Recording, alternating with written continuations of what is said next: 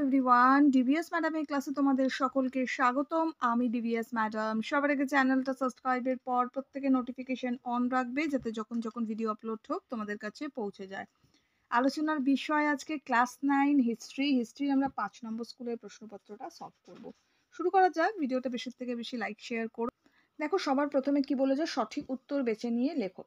বলছে ফ্রান্সকে ভ্রান্ত অর্থনীতির জাদুঘর বলেছেন কে? অ্যাডাম স্মিথ, রাইকার, নাকি রুশো, নাকি মন্টেস্কু? কে বলেছেন সবাই জানো? প্রত্যেকে কমেন্টস করো দেখি কারা জানো। আনসার হবে অ্যাডাম স্মিথ। নেক্সট, পরের প্রশ্ন, বাস্তিল হলো ফ্রান্সের একটি বিশ্ববিদ্যালয়, রাজপ্রাসাদ, দুর্গ, নাকি গির্জা? কি হবে? না, আমরা সবাই জানি এটা একটা দুর্গ। নেক্সট, পরের প্রশ্ন আমাদের বলেছে যে রোবোস্পিয়ার ছিলেন জেকোবিন দলের নেতা, নাকি জিরেন্ডিসদের নেতা, জিরন্ডিস যাকে বলা হয় নেতা, নাকি অভিজাতদের নেতা, নাকি রাজতন্ত্রীদের নেতা? এটা আমরা করব হচ্ছে জেকোবিনদের নেতা। নেক্সট পরেরটা আমাদের বলেছে রাজা ষোড়শ লুইকে মৃত্যুদণ্ড দেওয়া হয়েছিল কারণ রাজা ছিলেন স্বৈরাচারী, রাজা ছিলেন নিষ্ঠুর, রাজা বিদেশিদের সঙ্গে ষড়যন্ত্রে লিপ্ত হয়েছিলেন, নাকি রাজা বিপ্লবের বিরোধিতা করেছিলেন? তাহলে এটা আমরা করব রাজা বিদেশিদের সঙ্গে ষড়যন্ত্রে লিপ্ত হয়েছিলেন। নেক্সট, পরের প্রশ্ন হচ্ছে ক্যালন ছিলেন ফ্রান্সের অর্থমন্ত্রী, বিদেশমন্ত্রী, প্রধানমন্ত্রী, নাকি সেনাপতি? এটা ফ্রান্সের অর্থমন্ত্রী ছিলেন। নেক্সট, পরের প্রশ্ন বলছে নেপোলিয়ন বনপাট জন্মেছিলেন কোর্সিকা দ্বীপে, নাকি সেন্ট হেলেনা দ্বীপে, নাকি মডেনা নগরে, নাকি জেমিনি দ্বীপে? তাহলে এটা আমরা করতে পারি হচ্ছে কোর্সিকা দ্বীপে। আনসার লিখবো আমরা কোর্সিকা। নেক্সট বলেছে ট্রাফালগারের যুদ্ধ কোন দেশ পরাজিত হয়েছিল? অস্ট্রিয়া, রাশিয়া, ফ্রান্স, নাকি ইংল্যান্ড? তো আমরা ফ্রান্স পরাজিত হয়েছিল, এটা করব। নেক্সট, পরের প্রশ্ন আমাদের দিয়েছে নেপোলিয়ানের যুগ শুরু হয়েছিল 1799, 1814, 1802, নাকি 1804? এটা আমরা 1799 করব। নেক্সট, পরেরটা নেপোলিয়ন মস্কো দখল করেছিলেন 12ই অগস্ট 1810, 2রা জুলাই 1811, 14ই সেপ্টেম্বর 1812, নাকি 10ই সেপ্টেম্বর 1811? এটা আমি আরেকবার পড়ব। নেপোলিয়ন মস্কো দখল করেছিলেন, না, এটা 14ই সেপ্টেম্বর হবে। হ্যাঁ, 14ই সেপ্টেম্বরই হবে। 14ই সেপ্টেম্বর 1812 হবে।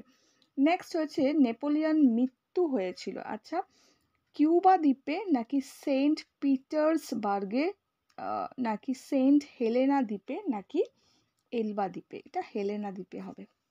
ঠিক আছে। নেক্সট,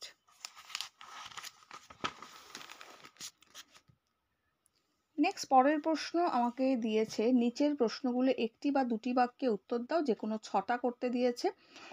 এক নম্বর করে দিয়েছে, বলছে লেটার দ্য ক্যাশে কি? লেটার দ্য ক্যাশে কি? উত্তরটা দেখে নাও কিভাবে লিখবে। আচ্ছা, এই যে 1 নম্বরের প্রশ্নগুলি, এটা অলরেডি আমি কিন্তু প্রতিটা চ্যাপ্টার্সে যে লাইন ভিত্তিক বলছি, প্রতিটা চ্যাপ্টার্সে যে পাঠ্য বই গুরুত্বপূর্ণ প্রশ্ন উত্তর তার মধ্যে আমি দিয়ে দিয়েছি, তাও আমি অ্যান্সারগুলো দিলাম, এগুলো দেখে নিও ভালো করে।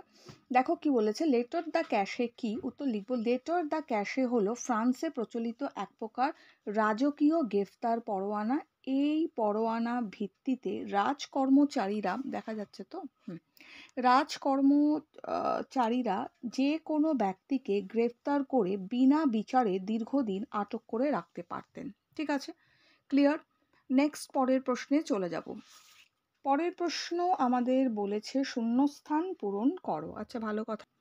বলছে ঐতিহাসিক 1792 খ্রিস্টাব্দে 10 আগস্ট ফরাসি নাগরিকদের উত্থানের দ্বিতীয় ফরাসি বিপ্লব বলে অভিহিত করেছিলেন। কে করেছিলেন? না, লেফেভর করেছিলেন। উত্তর লিখব লেফেভর। ঠিক আছে, নেক্সট, লেফেভর। নেক্সট প্রশ্ন আমাদের দিয়েছে হচ্ছে দ্য স্পিরিট অফ লজ গ্রন্থটি কে রচনা করেছিলেন? মন্টেস্কু।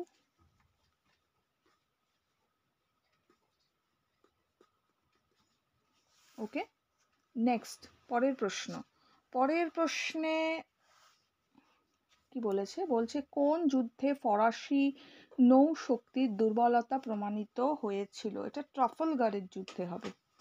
আনসার লিখব ট্রাফালগারের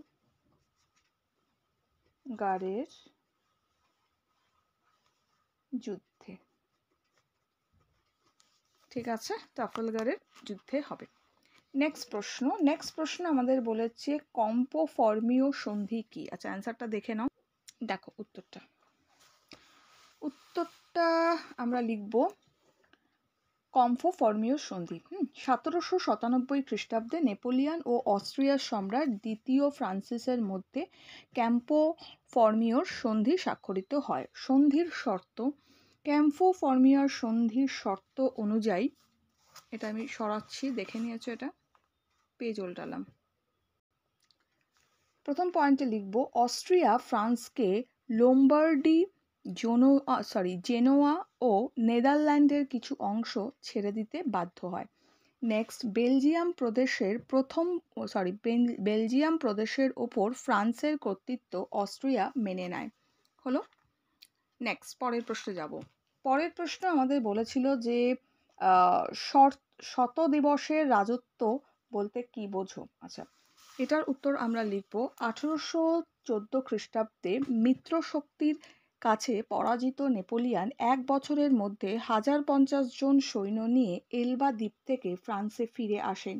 এই সময় নেপোলিয়ন ফ্রান্সে 1815 খ্রিস্টাব্দের 20 মার্চ বা 20 মার্চ থেকে 29 জুন পর্যন্ত 100 দিন রাজত্ব করেন।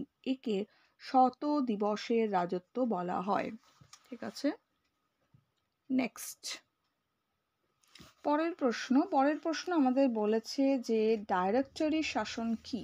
আচ্ছা, এটা আমরা লিখব 1795 খ্রিস্টাব্দে সংবিধান অনুসারে ফ্রান্সের শাসনভার 5 জন ডিরেক্টর বা ব্যক্তির এক কমিটির হাতে তুলে দেওয়া হয়। এই শাসন ডিরেক্টরি শাসন নামে পরিচিত। এই শাসন ব্যবস্থা ছিল অত্যন্ত অদক্ষ ও দুর্নীতিগ্রস্ত।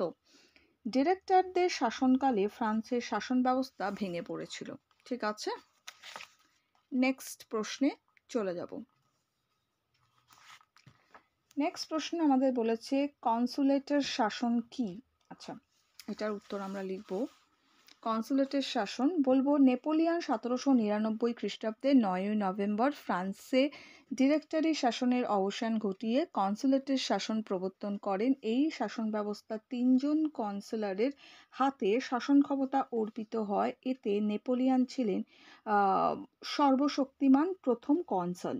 নেপোলিয়ন প্রবর্তিত এই শাসন ব্যবস্থাকে কনসুলেটের শাসন ব্যবস্থা বলা হয় বা কনসুলেটের শাসন বলা হয়।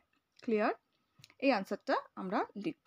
ঠিক আছে, তাহলে এই উত্তরগুলো আমি করিয়ে দিলাম। এরপরে যত প্রশ্ন আছে লাইন ভিত্তিক পড়ার সব প্রশ্ন আমি বড় প্রশ্ন করিয়ে দিয়েছি, লাইন ভিত্তিক পড়া বলছি সরি, পাঠ্য বইয়ের গুরুত্বপূর্ণ প্রশ্ন উত্তরে করিয়ে দিয়েছি। প্লেলিস্ট ভিজিট করে দেখে নিও। এছাড়াও লাস্টে একটা ভিডিও আসবে যার মধ্যে সকল বড় প্রশ্নের আনসার থাকবে। প্রত্যেকে নোটিফিকেশনটা অন রেখো আর ভিডিওটা লাইক শেয়ার করো। এখনের জন্য এটুকু।